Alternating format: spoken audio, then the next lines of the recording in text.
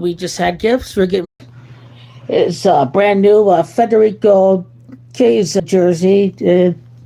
This is the jersey from the Euro final. Now you can hear me, everybody. Uh, Highlights. This is a Euro jersey. Federico Chiesa, Italia defeated England in the final, and then uh, got a very nice Del Piero jersey, a vintage jersey uh, for Juventus, and uh, my brother's gonna enjoy a $60 gift card to Zips. My mom's gonna enjoy her two nice, flashy, shiny holiday shoes. One's a heel with a bow. One is a flat, and my dad's gonna enjoy his book on the courtiers that make decisions and royal run the royal hierarchy. Dallas plays every game on the road. It's all lined up for Dak Prescott to win his 34th playoff game. His 34th game on the road, because Niners is 34. So even if Cowboys don't win the division, it's still set up for them to win by the numbers. And the situation remains, Philly has 3 games. Dallas wins out. So it was a red point spread, -6 for the Cowboys, 6 straight wins, 6 Super Bowl victory. The fix, they're pretty much telling you that game is scripted. Everybody is going to go take the big underdog Lions, but then don't forget they only beat the Vikings at home. The Cowboys had to play a tough team on the road, so logic, common sense dictates a Cowboys victory. Plus, it's the Jimmy Johnson is over immediately after honoring Jimmy Johnson. The ego goes away for Jerry Jones to acknowledge his accomplishments, his role in building the Cowboys, winning those Super Bowls. The ego has not gone away for Kyle Shanahan. He should just have done the right thing for the organization to bring in time to prove. So one ego, the other one is getting rid of the ego. Jerry's getting rid of the ego. He's acknowledging that Jimmy Johnson won those 2 Super Bowls. You unlift the curse with 6 games left. Always planned to happen that way. He was with the Dolphins, the Miami Hurricanes. They're coming back from Miami. 6 games left. Their first Super Bowl victory, Super Bowl 6. I think it's the Miami Dolphins, if my memory serves me correct, or against the Colts at Miami. I have to go double check, but I think the opponent was the Dolphins in Super Bowl 6. But the situation remains that the Cowboys lost 2 games against the AFC, against the Bills and the Dolphins. The Eagles, Cowboys win out, okay.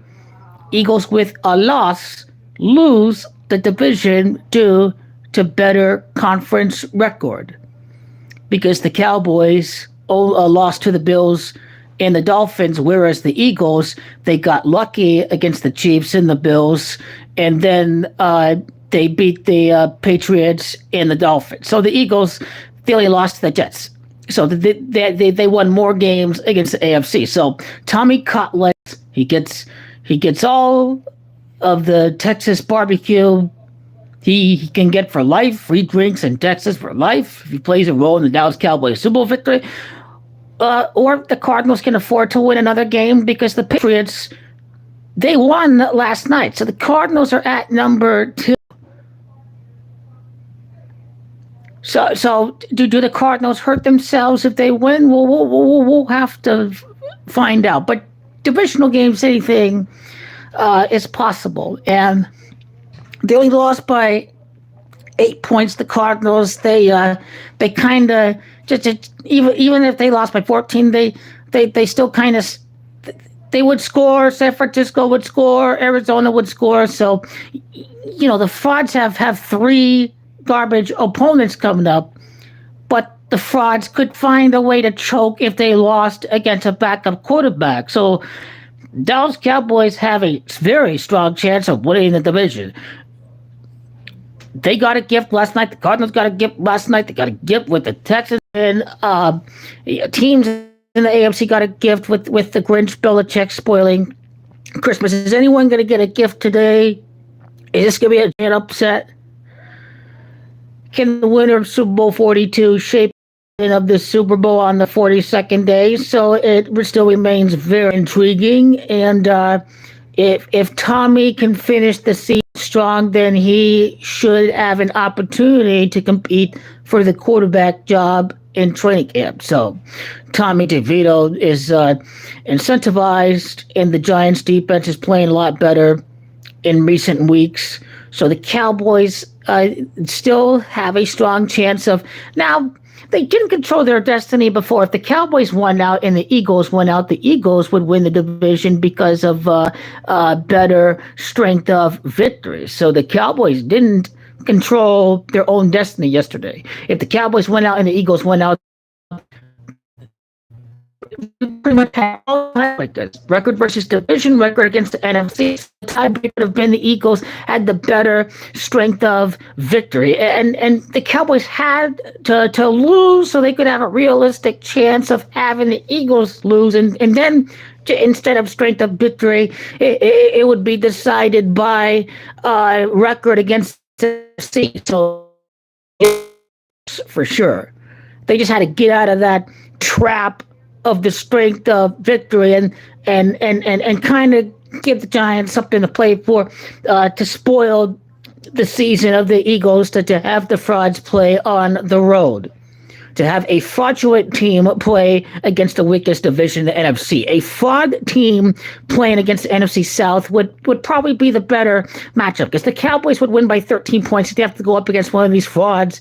I mean, NFC South is not fraudulent. It is what it is. It's a mediocre division, but the Eagles, meanwhile, are fraudulent.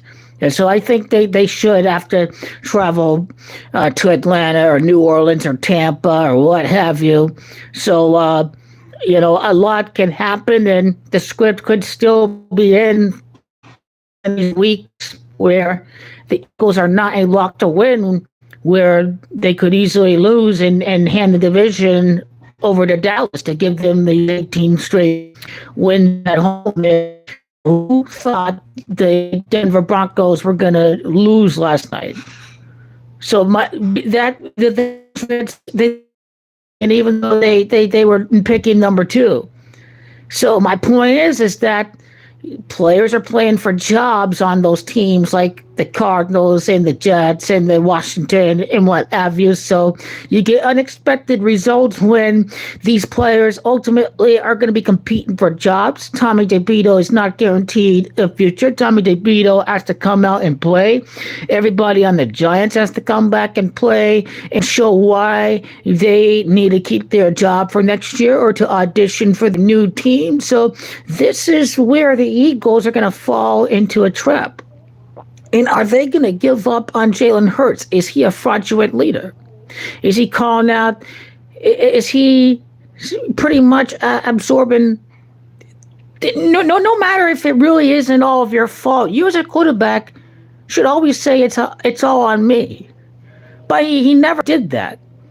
He's like, we all need to do better, more accountable. So he's blaming teammates. He's not only a fraudulent quarterback with a 2-touchdown, 1-interception ratio, but he is also a fraudulent leader who is calling out his other teammates, and he is not smart enough to keep it in-house and away from the media. You don't do that. Pop could be pissed off at Jalen Hurts on the Eagles, and this team is imploding.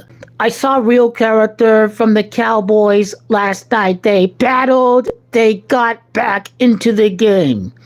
You only lose by 2 to a divisional leader on the road. It is an acceptable result, and Dak pretty much led them back. The Cowboys stormed back, but that was a game where they were scoring back and forth, and whoever had the ball last was gonna win the game. And the referees did help the Dolphins or whatever, because they were setting up the last 6 games, and for the Cowboys to not lose the division to a bullshit strength of victory tiebreaker. So the loss had to happen so they could trap and bait the Eagles thinking they have it won, and then the New York Giants are playing for their jobs. Cardinals have Murray Magic in there. So if this is a fraudulent team, they should win 2 out of 3 games. They should win 2 out of 3. I don't care about the division, but I'm here to say that it is very possible for the Cowboys to win the division, even though I could care less because the numbers stack up for the Cowboys to get that 3rd consecutive playoff win during the run, the 46th win of Mike McCarthy's career at Levi's Stadium. That's going to 46. So, I mean, it is interesting, though, what the road in the playoffs is going to be for the Cowboys. Now, Mike McCarthy has said that we will be road warriors. He said that last night. I was saying road warriors, and I had no idea Mike McCarthy said road warriors. Mike McCarthy is just assuming the Eagles win the division. He already knows how to do this because he did so with the Packers when they went on the road to beat Philly. They beat Atlanta. And they won at Chicago. So Mike McCarthy knows exactly how to do this. And that's pretty much the hidden gem knowledge that you need to see that everything is doing fine for the Cowboys. But anyway, just a quick message before breakfast. Go out, enjoy your day. I probably won't watch any games till Lakers, Celtics.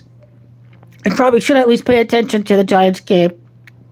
And obviously the Ravens, Niners, that's neutrals are going to be excited for that one.